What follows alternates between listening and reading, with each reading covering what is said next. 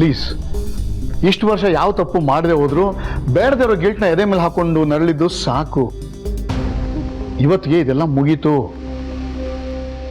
ಮೇಲಿಂದ ಶಿವನು ನೋಡ್ತಾ ಇರ್ತಾನೆ, ಅವನು ಖುಷಿಯಾಗಿರುತ್ತೆ. ಡೌಟೇ ಬೇಡ, ಆರಾಧನಾ ಈ ಮನೆನ ಬೆಳಗ್ತಾಳೆ. ನನಗದರ ಬಗ್ಗೆ ಅನುಮಾನ ಇಲ್ಲ ಮೂರ್ತಿ. ಆದರೆ ನನ್ನ ಹೆಸರು ಹೇಳೋದು ಅಷ್ಟೊಂದು ದ್ವೇಷ ಮಾಡ್ತಿದ್ದ ಆ ಮಗು ಇದ್ದಕ್ಕಿದ್ದಾಗೆ ಈ ಮನೆ ಸೊಸೆಯಾಗಿ ಬರೋದಕ್ಕೆ ಹೇಗೆ ಒಪ್ಕೊಂಡ್ಲು? ಏನೋ ಮಾಡಿದೆ ನೀನು? ಧರ್ಮ, ಸತ್ಯ ಮತ್ತೆ ತಪ್ಪು ತಿಳುವಳಿಕೆ ನಡುವೆ ಅಂತರ ತುಂಬಾ ಸಣ್ಣದು. ಆದರೆ ಆ ಸಣ್ಣ ಅಂತರ ಉಂಟು ಮಾಡೋ ಪರಿಣಾಮಗಳು ತುಂಬಾ ದೊಡ್ಡದಾಗಿರುತ್ತೆ. ಇವತ್ತು ಆರಾಧನಾಗೆ ನಾನು ಸತ್ಯ ಏನು ಅಂತ ತೋರಿಸ್ಕೊಟ್ಟೆ, ಅವಳು ಅರ್ಥ ಮಾಡ್ಕೊಂಡ್ಲು. ತುಂಬ ಥ್ಯಾಂಕ್ಸ್ ಕಣೋ ಮೂರ್ತಿ, ತುಂಬ ಥ್ಯಾಂಕ್ಸ್. ಸುಮ್ಮನಿರಪ್ಪ, ನೀನೇನು ಥ್ಯಾಂಕ್ಸ್ ಎಲ್ಲ ಹೇಳ್ಕೊಂಡು ಸೊಸೆ ಮನೆಗೆ ಬಂದಿದ್ದಾಳೆ, ಖುಷಿಯಾಗಿ ಓಡಾಡ್ಕೊಂಡು ಇರ್ಬೇಕು ನೀನು. ಖಂಡಿತಪ್ಪ, ತುಂಬ ಖುಷಿಯಾಗಿರ್ತೀನಿ ಇನ್ಮೇಲೆ ನಾನು. ಆಮೇಲೆ ದಿಶಾ ಮತ್ತೆ ಕಾಂಚನ ಅವ್ರ ಹತ್ರ ನೀನು ಮಾತಾಡಬೇಕು. ದಿಶಾ ತುಂಬ ನೊಂದ್ಕೊಂಡಿದ್ದಾಳೆ. ಈಗ ನೀನು ಸಮಾಧಾನದ ಮಾತುಗಳ ಅಗತ್ಯ ಅವ್ರಿಗಿರುತ್ತೆ. ಹೋಗಿ ಮಾತಾಡು. ಆಯ್ತು ಅಕ್ಕ, ನನ್ನ ಪ್ರಶ್ನೆಗೆ ಉತ್ತರ ಕೊಡಿ. ನನ್ನ ಮಗಳು ದಿಶಾ ಜೊತೆ ಸುಶಾಂತ್ ಕೊಟ್ಟು ಮದುವೆ ಮಾಡ್ತೀನಿ ಅಂತ ಹೇಳಿದ್ರಿ. ಆದ್ರೆ ಈಗ ಅವ್ನು ಯಾರೋ ಬೇರೆ ಹುಡುಗಿನ ಮದುವೆ ಆಗಿ ಮನೆಗೆ ಬಂದಿದ್ದಾನೆ. ಇವಾಗ ನನ್ನ ಮಗಳ ಗತಿ ಏನಕ್ಕ? ಅಪರೂಪಕ್ಕೆ ಸರಿಯಾದ ರೀತಿಯಲ್ಲೇ ಮಾತಾಡ್ತಾ ಇದ್ದಾಳಲ್ಲ ನನ್ನ ಹೆಂಡತಿ. ಹಾಗಲ್ಲ ಕಾಂಚನ, ನಾನು ಏನೇನೋ ಅನ್ಕೊಂಡಿದ್ದೆ. ಆದ್ರೆ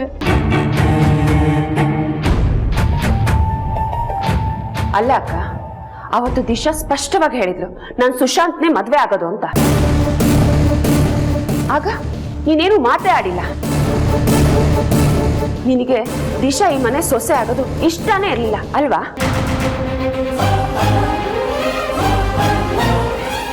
ಯಾವಾಗ ಸುಶಾಂತ್ ಲಾಡ್ಜಲ್ಲಿ ಸಿಕ್ಕಾಕೊಂಡಿದ್ದಾನೆ ಅಂತ ಗೊತ್ತಾಯ್ತೋ ಅವಾಗ ದಿಶಾನೇ ನನ್ನ ಸೊಸೆ, ಎಂಗೇಜ್ಮೆಂಟ್ ಮಾಡ್ಬಿಡೋಣ ಅಂತ ಶುರು ಮಾಡಿದೆ ಅಲ್ವಾ?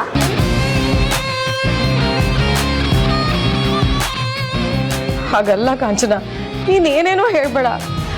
ನಾನು ಅಷ್ಟೊಂದು ಸ್ವಾರ್ಥಿ ಅಲ್ಲ ಕಣೆ. ನಾನು ಮನ್ಸಾರೆ ಅನ್ಕೊಂಡಿದ್ದೆ ದಿಶಾನೇ ನಮ್ಮ ಮನೆಗೆ ತಕ್ಕ ಸೊಸೆ ಅಂತ. ಅಕ್ಕ, ಇವಾಗ ಮಾತು ತಿರ್ಚಬೇಡಿ. ನಾನು ಅವತ್ತೇ ಹೇಳಿದ್ದೆ ನನ್ನ ಮಗಳ ಮನಸ್ಸಲ್ಲಿ ಈ ತರ ಆಸೆಗಳನ್ನೆಲ್ಲ ಹುಟ್ಟಿಸ್ಬೇಡಿ ಅಂತ. ಆದ್ರೆ ಇವಾಗ ಹೀಗಾಗಿದೆ. ನಾನು ಏನ್ ಮಾಡ್ಲಿ? ಇದು ನ್ಯಾಯನಾ? ಹೌದಕ್ಕ, ನನ್ನ ಮಗಳಿಗೀಗ ಏನು ಉತ್ತರ ಕೊಡ್ತೀಯ? ಪಾಪ ನೋಡು ಹೇಗೆ ಅಳ್ತಾ ಇದ್ದಾಳೆ ಅಂತ. ನನಗೆ ಅವಳ ಕಣ್ಣೀರು ನೋಡಕ್ಕಾಗ್ತಾ ಇಲ್ಲ. ದಿಶಾ, ಅಳ್ಬೇಡ ಕಣಮ್ಮ. ನನ್ನ ಮಗ ಈ ರೀತಿ ಮೋಸ ಮಾಡ್ತಾನೆ ಅಂತ ನಾನು ಅನ್ಕೊಂಡೇ ಇರಲಿಲ್ಲ. ನಾನು ಏನೇನೋ ಅನ್ಕೊಂಡಿದ್ದೆ, ಕೊನೆಗೆ ಆಗಿದ್ದೆ ಏನೋ ಕಣೆ. ಇದ್ರಲ್ಲಿ ನಾನ್ ತಾನೇ ಏನ್ ಮಾಡ್ಲಿ ದಿಶಾ? ನನಗೆ ಅದೆಲ್ಲ ಗೊತ್ತಿಲ್ಲ ಅಕ್ಕ. ಇವಾಗ ನನ್ನ ಮಗಳ ಜೀವನ ಏನು ಅಂತ ನಿರ್ಧಾರ ಆಗ್ಬೇಕಷ್ಟೇ. ನನ್ನ ಕೈ ನನ್ನ ಮಗಳ ಕಣ್ಣೀರು ನೋಡಕ್ಕಾಗ್ತಾ ಇಲ್ಲ. ಕಾಂಚನ, ಸಾವಿತ್ರಿಯಿಂದ ಒಂದು ಅಚಾತುರ್ಯ ನಡೆದಿದೆ, ನಾನು ಒಪ್ಕೋತೀನಿ ಅದನ್ನ. ಅವಳ ದುಡುಕಿನಿಂದ ಈ ರೀತಿ ಆಗಿರೋದಕ್ಕೆ ನಾನು ಕ್ಷಮೆ ಕೂಡ ಕೇಳ್ತೀನಿ. ಹಾಗಂತ ದಿಶಾಗೆ ಅನ್ಯಾಯ ಆಗೋದನ್ನ ಅವಳು ಸಹಿಸ್ಕೊಳ್ಳಲ್ಲ, ನಾನು ಸಹಿಸ್ಕೊಳ್ಳಲ್ಲ. ಸಹಿಸೋದಿಲ್ಲ ಅಂದ್ರೆ ಈಗ ಆಗೋದಾಗೋಯ್ತಲ್ಲಣ್ಣ.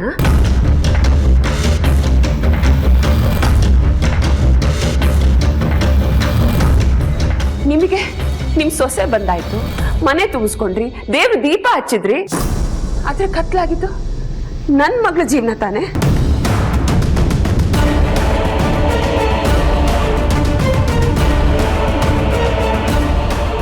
ಹೇಳಿ ಈಗ, ನನ್ನ ಗತಿ ಏನು, ನನ್ನ ಮಗಳ ಗತಿ ಏನು ಅಂತ? ಕಾಂಚನ, ಯಾಕಮ್ಮ ಇಷ್ಟೊಂದು ಆವೇಶ ಮಾಡ್ತೀಯ ನೀನು? ದಿಶಾ ನಿನ್ನ ಮಗಳು ನಿಜ. ಅವಳ ಮೇಲೆ ನಿನಗೆ ಎಷ್ಟು ಅಕ್ಕರೆ, ಪ್ರೀತಿ, ಜವಾಬ್ದಾರಿ ಇದೆಯೋ ಅಷ್ಟೇ ಜವಾಬ್ದಾರಿ, ಅಕ್ಕರೆ, ಪ್ರೀತಿ ನಮಗೂ ಇದೆಮ್ಮ. ನಮ್ಮನೆ ಮಗು ಅದು. ಹಾಗೆ ನಡ್ನೀರಲ್ಲಿ ಬಿಟ್ಬಿಡ್ತೀವೇನೋ? ಹಾಗಿದ್ದು ಆಗೋಯ್ತು. ಅವಳಿಗೊಂದು ಒಳ್ಳೆ ಬದುಕನ್ನು ಕೊಡಿಸೋ ಜವಾಬ್ದಾರಿ ನಮ್ದಮ್ಮ.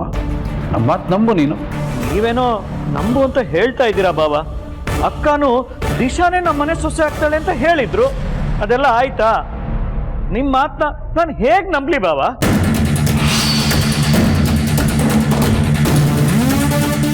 ಎಷ್ಟೇ ಆದ್ರೂ ನಾವ್ ಈ ಮನೇಲಿ ಬಿಟ್ಟಿ ಬಿದ್ದಿರೋರು ಅಂತ ತಾತ್ಸಾರ ಅಲ್ವಾನ? ನಮಗೇನಾದ್ರೂ ನಿಮಗೇನಾಗ್ಬೇಕಾಗಿದೆ?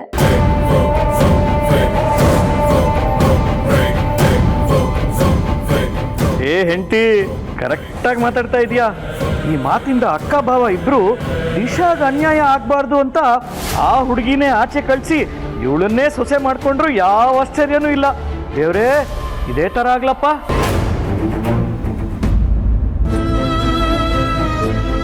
ಎಂತದ ಪರಿಸ್ಥಿತಿ ಇದ್ರು ಹೆತ್ತವರು ಅಂತ ನಾವಿದು ಬದುಕಿದ್ದೀವಿ. ಅಂತದ್ರಲ್ಲಿ ನಮ್ಮನ್ನ ಮಾತು ಕೇಳದೆ ಇವಳು ಕುತ್ತಿಗೆ ತಾಳಿ ಕಟ್ಟಿ ಇವಳ ಮನೆ ಕರ್ಕೊಂಡು ಬಂದಿದ್ಯಾ? ಎಷ್ಟು ಧೈರ್ಯ ನಿನ್ಗೆ? ನಾನ್ ಯಾವ್ದೇ ಕಾರಣಕ್ಕೂ ಈ ಮಗನ ಒಪ್ಕೊಳ್ಳಲ್ಲ. ಇವಳು ನನ್ನ ಸೊಸೆ ಅಲ್ಲ ಅಲ್ಲ ಅಲ್ಲ. ಅಲ್ಲ, ಅಮ್ಮನ ಎಷ್ಟು ಸಲ ಹೇಳಿದಾಳೆ ನಿನ್ನ ಮುನಿಯಮ್ಮನ ನೀನು ಪ್ರೀತಿಸ್ತೀಯ, ಪ್ರೀತಿನ ಹೇಳ್ಕೊ ಅಂತಲ್ಲ. ಆದರೆ ಈಗ ನಾನು ಅವ್ರನ್ನೇ ಮದುವೆ ಆಗಿರೋದು. ಅಮ್ಮ ಯಾಕೆ ಈ ಥರ ಮಾಡ್ತಿದ್ದಾಳೆ? ನಾನು ಈ ಥರ ಮದುವೆ ಆದೆ ಅನ್ನೋ ಸಿಟ್ಟ?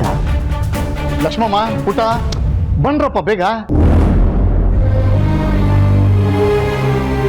ನಾ ಹೇಳಿದ್ದೆಲ್ಲ ತಂದಿದ್ದೀರ ತಾನೆ? ರೂಮ್ ತುಂಬ ಹೂವು ಹರಡಿರ್ಬೇಕು, ಸ್ವೀಟು ಲೇಯರ್ ಲೇಯರ್ ಆಗಿ ಇಟ್ಟಿರ್ಬೇಕು. ಸಿನಿಮಾಲೆಲ್ಲ ನೋಡ್ಕೊತಾನೆ, ಬೋಲ್ ತುಂಬ ಹಣ್ಣು ನೀಟಾಗಿ ಜೋಡಿಸಿಟ್ಟಿರ್ಬೇಕು. ಹಾಂ, ರೂಮು ಘಮ್ಮಂತ ಇರಬೇಕು.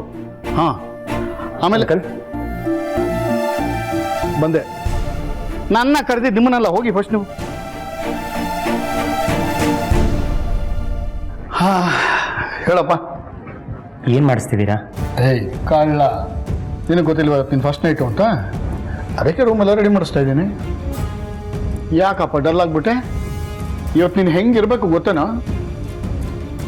ಅಂಕಲ್, ನಾನು ಅಮ್ಮನ ಜೊತೆ ಮಾತಾಡಬೇಕು. ಅಯ್ಯ, ನೀನು ನಿಮ್ಮ ತಾಯಿ ಹತ್ರ ಮಾತಾಡೋಕ್ಕೆ ನನ್ನ ಪರ್ಮಿಷನ್ ಯಾಕಪ್ಪ ಬೇಕು? ಹೋಗಿ ಮಾತಾಡು ಮೊದಲು. ಅತ್ತಿಗೆಗೆ ನೀನೇ ಎಲ್ಲ ಅರ್ಥ ಮಾಡಿಸ್ಬೇಕು ಸುಶಾಂತ. ಆದರೆ ಅಂಕಲ್, ಅಕ್ಕ ಬೇಡ ಅಂತ ಹೇಳಿದ್ರು. ನೋಡು ಸುಶಾಂತ್, ನೀನು ಮಾತಾಡಲೇಬೇಕು. ಮಾತಾಡಲಿಲ್ಲ ಅಂದರೆ ಇದು ಸಾಲ್ವ್ ಆಗಲ್ಲ. ನಿನ್ನ ಮತ್ತೆ ಅತ್ತಿಗೆ ಮಧ್ಯ ಬರೋಕ್ಕೆ ಯಾರಿಗೂ ಹಕ್ಕಿಲ್ಲ, ಅಧಿಕಾರ ಇಲ್ಲ. ಅರ್ಥ ಆಯ್ತಲ್ಲ?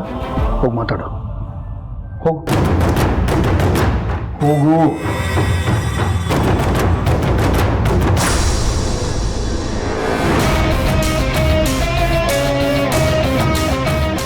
ಅಮಲ, ಇನ್ನು ಮೇಲೆ ನಿನ್ನ ಬೇಳೆ ಬೇಯೋದಿಲ್ಲ.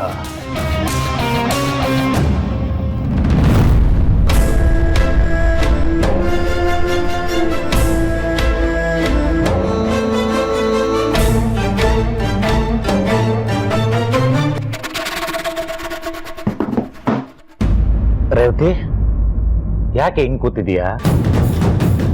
ಮಗಳಿಲ್ಲ ಅಂತ ಬೇಜಾರ? ಏನು ಮಾಡೋಕ್ಕಾಗಲ್ಲ, ಹೆಣ್ಣು ಮಕ್ಕಳಾಗಿ ಹುಟ್ಟಿದ್ಮೇಲೆ ಬೇರೆ ಮನೆಗೆ ಹೋಗ್ಲೇಬೇಕಲ್ಲ. ಅದಕ್ಕೆಲ್ಲ ಇಷ್ಟೊಂದು ಸಂಕಟ ಪಟ್ಕೊಂಡ್ರೆ ಹೆಂಗೆ? ನನ್ನ ಸಂಟ ಏನು ಅಂತ ನಿಮಗೆ ಅರ್ಥ ಆಗಲ್ಲ. ಪಾಪ ನನ್ನ ಮಗಳು ಹೇಗಿದ್ದಾಳೋ ಏನೋ, ದಡ್ದಡಂತ ಮದುವೆ ಆಗೇ ಹೋಯ್ತು. ಹೊಸ ಮನೆ, ಹೊಸ ಜನ ಎಲ್ಲ ಹೊಂದಾಣಿಕೆ ಆಯ್ತೋ ಏನೋ. ಒಂದು ಫೋನ್ ಮಾಡಿ ಕೇಳೆ. ಫೋನ್ ಮಾಡೋದಾ? ಈಗ ಯಾವ ಬಾಯಲ್ಲಿ ಮಗಳೇ ಹೇಗಿದೆಯಾ ಅಂತ ಕೇಳಿ? ರೇವತಿ, ರೇವತಿ, ನಿನ್ನ ಹತ್ರನೇ ಮಾತಾಡ್ತಾ ಇರೋದು, ಏನು ಯೋಚನೆ ಮಾಡ್ತಾ ಇದೀಯಾ? ಫೋನ್ ಮಾಡು. ನನಗಳ ಜೊತೆ ಈಗ ಮಾತಾಡಕ್ ಮನ್ಸಿಲ್ಲ ರೀ, ನಾಳೆ ಮಾತಾಡ್ತೀನಿ ಬಿಡಿ. ಅಯ್ಯ, ನೀನು ನಾನೇ ಮಾಡ್ತೀನಿ. ಏನು ಇದು ಕಟ್ ಮಾಡ್ತಾ ಇದ್ದಾಳಲ್ಲ? ಮಲಗಿದ್ದಾಳೋ ಏನೋ. ಆ ಮನುಷ್ಯನ್ ಫೋನ್ ಮಾಡ್ತೀನಿ. ಯಾರಿಗೆ ಮಾಡ್ತಿದ್ದೀರಾ? ಏನೇ, ನನಗೇನು ಕಾಂಟ್ಯಾಕ್ಟೇ ಇಲ್ಲ ಅಂತ ಅನ್ಕೊಂಡಿದ್ಯಾ? ದೊಡ್ಡ ದೊಡ್ಡ ಶ್ರೀಮಂತರೆಲ್ಲ ನನ್ನ ಜೇಬಲ್ಲಿದ್ದಾರೆ ನೋಡೀಗ. ಹಲೋ, ನಾನು ಹೆಣ್ಣಿನ ತಂದೆ ಮಾತಾಡ್ತಾ ಇರೋದು. ಗೊತ್ತಾಯ್ತು, ಹೇಳು. ಹೆಂಗಿದ್ದಾಳೆ ನನ್ನ ಮಗಳು? ಆರಾಮಾಗಿ ಇದ್ದಾಳೆ. ನೋಡಿ, ಬಡವ್ರ ಮನೆ ಮಗಳು ಅಂತ ತಾತ್ಸಾರ ಮಾಡಂಗಿಲ್ಲ. ನನ್ನ ಮಗಳನ್ನ ನೀವು ಚೆನ್ನಾಗಿ ನೋಡ್ಕೋಬೇಕು. ಏನೋ ಅವಸರದಲ್ಲಿ ಮದುವೆ ಆಯ್ತು ಅಂತ ನಮ್ಮ ಮಗಳ ಮೇಲೆ ನಮ್ಗೆ ಅಭಿಮಾನ ಇಲ್ಲ ಅಂತಲ್ಲ, ಆಗಾಗ ನಾವೂ ಬಂದು ವಿಚಾರಿಸ್ಕೊತಾ ಇರ್ತೀವಿ.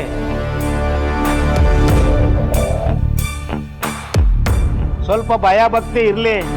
ಇವತ್ತು ನಿಮ್ಮ ಹುಡುಗ ಈ ಹಂತಕ್ಕೆ ಬರೋದಕ್ಕೆ ನಮ್ಮ ಹುಡುಗಿ ಎಷ್ಟು ಕಷ್ಟಪಟ್ಟಿದ್ದಾಳೆ ಅನ್ನೋದು ನಮಗ್ ಗೊತ್ತು. ನೋಡಿ, ಆಮೇಲೆ ಒಂದು ಇಂಪಾರ್ಟೆಂಟ್ ವಿಷಯ, ನನ್ನ ಮಗಳು ಮಲ್ಗಕ್ಕಿಂತ ಮುಂಚೆ ಬಾದಾಮಿ ಹಾಲು ಕುಡಿದ ಅಭ್ಯಾಸ ಕೊಟ್ಬಿಡ್ಬೇಕು. ಮುಗೀತಾ ನಿಂದು? ಏನಂದೆ? ನಿನ್ನ ಮಗಳ? ಇಷ್ಟು ದಿನ ನೀನು ಆರಾಧನಾನ ಹೇಗೆ ನಡೆಸ್ಕೊಂಡಿದ್ಯಾ ಅಂತ ನಂಗೆ ಚೆನ್ನಾಗಿ ಗೊತ್ತು. ಈಗ ಯಾಕೆ ನನ್ನ ಮಗಳು ಅಂತ ಕುಣಿತಾ ಇದೆಯಾ ಅಂತನೂ ನನಗೆ ಗೊತ್ತು. ನೋಡು, ಅವಳೀಗ ಈ ಮನೆ ಸೊಸೆ. ಅವಳಿಗೆ ಸಿಗಬೇಕಾದ ಗೌರವ, ಪ್ರೀತಿ, ಆದರ ಎಲ್ಲ ಯಥೇಚ್ಛವಾಗಿ ಸಿಗುತ್ತೆ. ಆದರೆ ನಿನ್ನ ಮಗಳು ಈ ಮನೆ ಸೊಸೆಯಾಗಿದ್ದಾಳೆ ಅಂತ ನೀನು ಅವಳಿಗೆ ಬಕೆಟ್ ಹಿಡಿಯೋದೇನು ಬೇಕಾಗಿಲ್ಲ. ಇಡ ಫೋನು.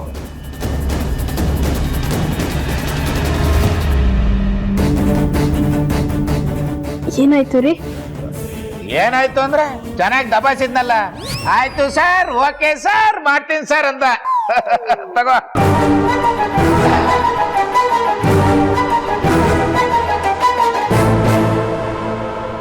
ನೀವೇನೇ ಹೇಳಿದ್ರು, ಅವ್ರು ಹೇಗೆ ನೋಡ್ಕೊಂಡ್ರು, ಆರಾಧನಾ ಮಾತ್ರ ಅಲ್ಲಿ ಖುಷಿಯಾಗಿರಲ್ಲ. ಯಾಕಂದ್ರೆ ಅವಳಿರೋದು ಆ ಪ್ರಧಾನ ಮನೆಯಲ್ಲಿ. ಯಾಕಮ್ಮ ಕಾಂಚನ ಹೀಗೆಲ್ಲ ಮಾತಾಡ್ತಿದ್ಯಾ? ನೀನು ಹೀಗೆಲ್ಲ ಮಾತಾಡಿದ್ರೆ ನಮ್ಮ ಮನಸ್ಸಿಗೆ ಬಹಳ ನೋವಾಗುತ್ತೆ ಅಮ್ಮ. ಯಾವತ್ತಾದರೂ ನಮ್ಮಲ್ಲಿ ತಾತ್ಸಾರ ಮನೋಭಾವ ನೋಡಿದ್ಯೇನಮ್ಮ? ನಾವೆಲ್ಲ ಒಂದು ಪರಿವಾರದ ಸದಸ್ಯರು ಹಾಗೆ ತಾನೇ ಇಲ್ಲಿ ಉಸಿರಾಡ್ತಾ ಇದ್ದೀವಿ. ನಿನ್ನ ಆತಂಕ ಸರಿಯಾಗಿದೆ.